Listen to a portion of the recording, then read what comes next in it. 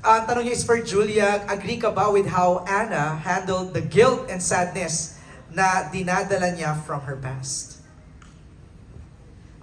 Hindi ko masasabing agree po, pero I totally understand kung paano niya rin pinrocess. Kasi nga, siguro tayo sa Pilipinas, sanay tayo na hindi masyadong ma-express. May mga families na hindi ma-express.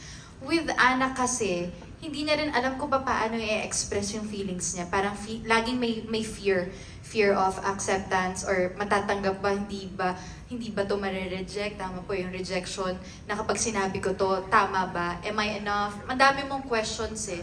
So parang yung naging reaction niya na lumayo na lang, parang yun yung tingin niya kasing better decision para wag rin siyang makasakit ng iba.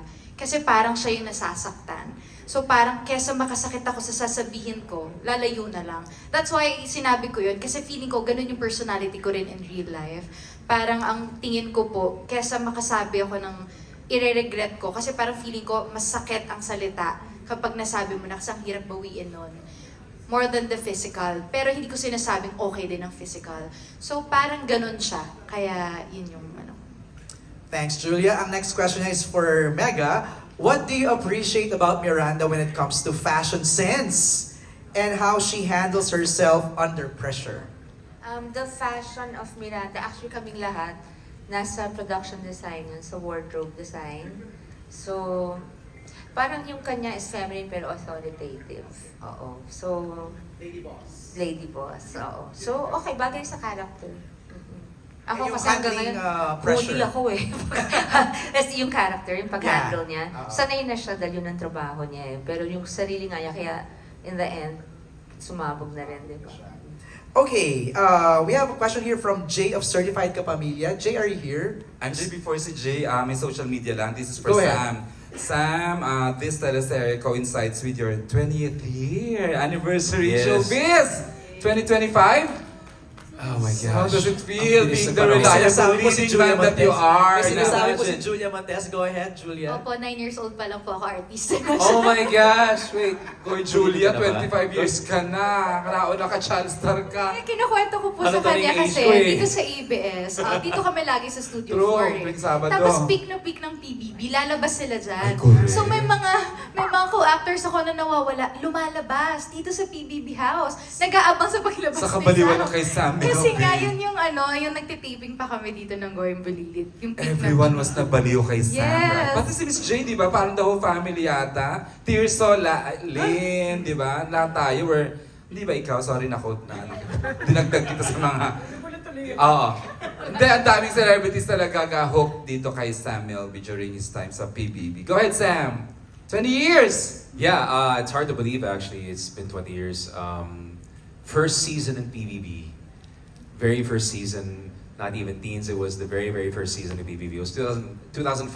At lumabas ako ng bahay ni Kuya was November 5 of 2005. So this year. bilis ng panahon. Oh. Actually, mahirap makapaniwala na it's been 20 years. And then this year's been 20 years. But I'm so happy that my 20th year anniversary, I guess, this year, I'm doing such a beautiful project. And lalabas para sa mga Pilipino on TV. And you have Because I'm so remained, proud of this project. It's ikaw such pa a rin beautiful yung- project talaga. You have remained the most reliable leading man that we have in ABS. Thank you. Reliable and Lagi yan. Good. Every time magkakasnay, laging andyan yung Samuel. Tsaka bait-bait. Thank you. Masarap Thank kasama. you. Genuine. kayo din po. Alright. Thank you. MJ, go ahead before may bibigay yata si Aaron Domingo. Oh, sige, go ahead, Aaron. Nasa floor. Yeah, we have a question from the feisty Ay, Alex. Hi, si Tapos? Alex! Hi, Alex! Alex Brosas is here. Hello. To Sharon, to Janice and Elise. What is motherhood not all about?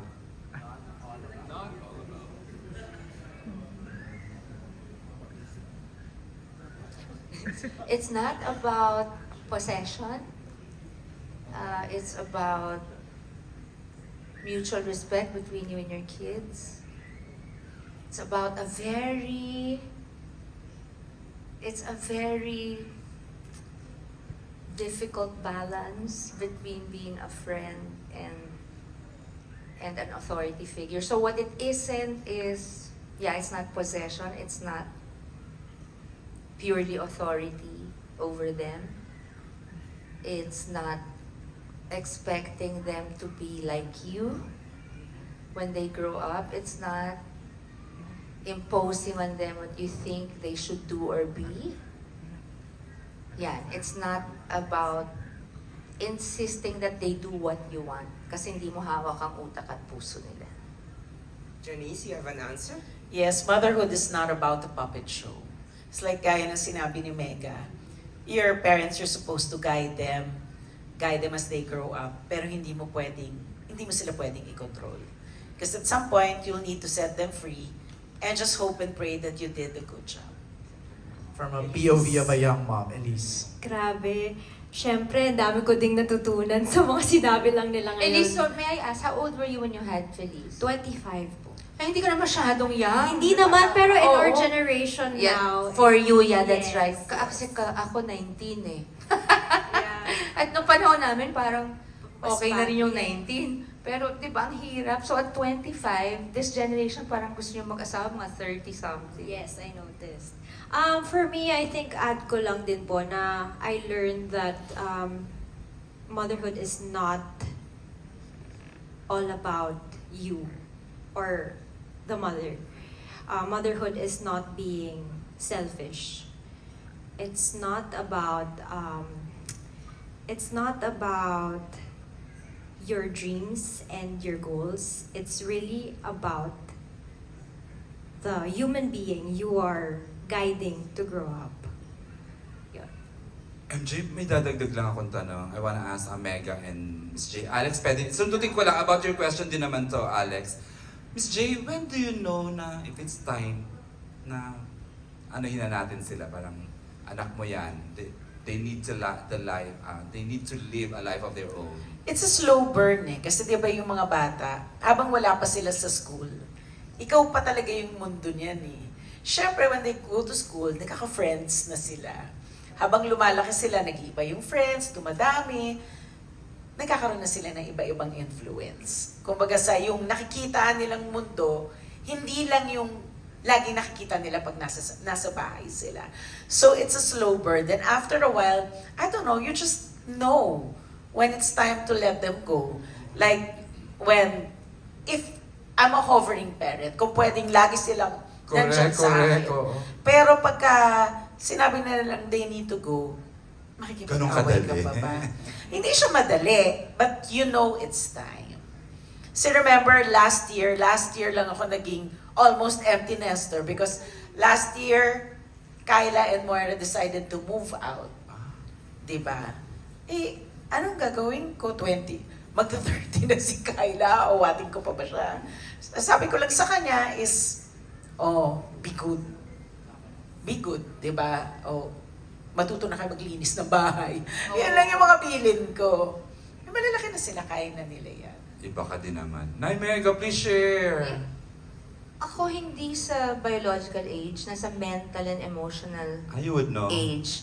Kasama ikaw nagpalaki. So makikita mo yung kung kaya na ba o hindi. Like Miel, maybe 20. Pero no, she's not ready. Baby pa namin yan. When Casey left home, she was kaka-18 lang niya. Parang naiintindihan ko naman kasi, di ba, kahit sa Amerika, 18, feeling ko nasa Pilipinas tayo, di ba pwedeng hanggang mga 88 na siya, nandito lang siya sa akin. Di ba, kahit mag-asawa, kung pwede dito na lang, gagawan ko sila ng apartment, gano'n. So, parang when that happened, pinakita pa niya sa amin yung condo na gusto niyang bilhin. Ako naman, sige, she has to start. Parang she has to start somewhere. So, when she graduated from college, sinabi ko na, when we get home, I'm handing over to you buong-buo lahat ng kinita mo, walang bawas kahit piso. So sabi niya, no, ma'am ko, no, you have to learn. So, parang ganon. So, she bought her condo, tapos maya-maya, pag nagtatanong siya sa akin ng kung okay na investment to, okay. Pag hindi, I'm just hoping na yung mga ini-investa niya tama. Pero at that time, she already spent 4 years kasi abroad in college. So, natuto na siyang maging independent, yung maglinis ng bahay, magluto. So, medyo meron na siyang, equipped na siya na ng konti. So, napakasakit, pero hindi mo pwedeng pigilan eh. Pwede lang makiusap, na baka naman pwedeng wag muna. Like, nung after Casey nga na maagang bumukod, ito naman si Frankie at Miel talaga lagi ko sinasabi, wag muna ha, yung kung mag-aasawa kayo, pwede ka usapin namin. Dito na lang kayo. Di kami nangingialam. Yung parang gano'n kung pwede lang kasama. Para si Janice, gusto mo, nandyan lang. Okay, Next. Alex. Sorry, Mare. Follow-up question. At what point were you more of a mother, and at what point were you more of a father? All the time. When we had to be mother and father. Ako, when I had to be both mom and dad to Casey, nasa akin siya eh. So parang, ang hirap talaga pala. Kasi may roles na talagang dapat sa ama, may roles na talagang dapat sa ina. So ang hirap talaga na mag-isa. I sympathize with all single parents out there, both moms and dads. It's not easy talaga being both to your child. And it's not always possible to be both. You just do your best. Pero all the time, 100%. You try to, you know you'll never replace the father. Pero just do your best na lang to fulfill some of the duties na wala kayong choice kasi kayo lang. I think for most of my life, I'm always a mother and a father at the same time. You know, their fathers are there, pero on a daily basis, I am a mom and a dad at the same time. It's really not easy. It's really not easy kasi may mga bagay ka na, like I said, that's why I have to be blunt with my children. Because I am trying to act out two roles, and it's really not easy. And it's still not easy, even if my children are all grown up. O mas madali silang kausap, pero may mga bagay pa rin na parang nangangailangan ng second parent na discussion. But then you try to be both. So, I just hope that I'm doing a good job. Yun lang yun. Diba? Thank you, Alex. Maraming salamat. I wanted to ask lang, Julia and Sam, kasi nabanggit na ni Elise na parang tuwang-tuwa siya na ang dami niya na-absorb na nuggets of wisdom. Kayo din ba on the set with, Sharon and Janice? Meron kayong mga na-absorb na lessons, life lessons, nuggets of wisdom? Yeah? Ako marami kasi yung life lesson hindi mo yan masasabing matututunan mo unless mapagdaanan mo or napagdaanan ng iba. Right. Siyempre, coming from them po na napagdaanan yung maraming bagay.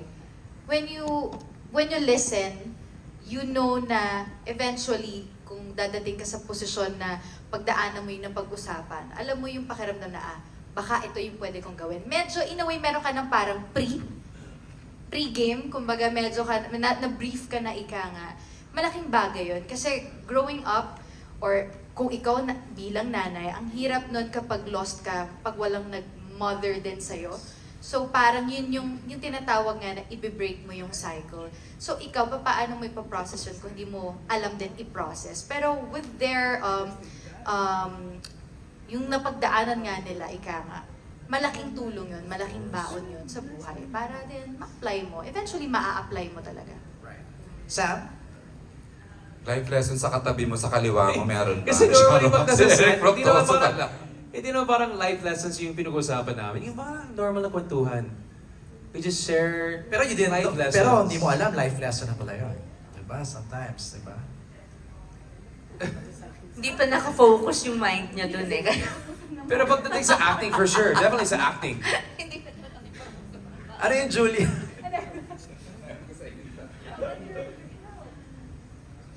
Oh yeah, si Ate Xiao, daming tulong sa kasi type 2 diabetes ako. So, maraming tulong si Ate Xiao sa diabetes ko.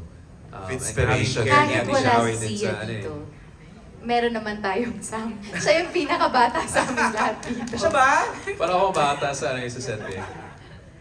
Okay. MJ, tribute lang. Alam Okay. niyo ba, before the great day and Juna left us, ito yung pinakahuling project na ginostignalan niya. Everyone right here.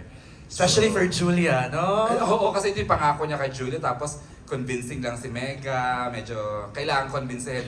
Suki, the ever Suki, Janice de Belen, Elise! Deo Major, the actress talaga. And of course, Sam, favorite ni Lola. And of course, Froky, reliable din naman na actor talaga.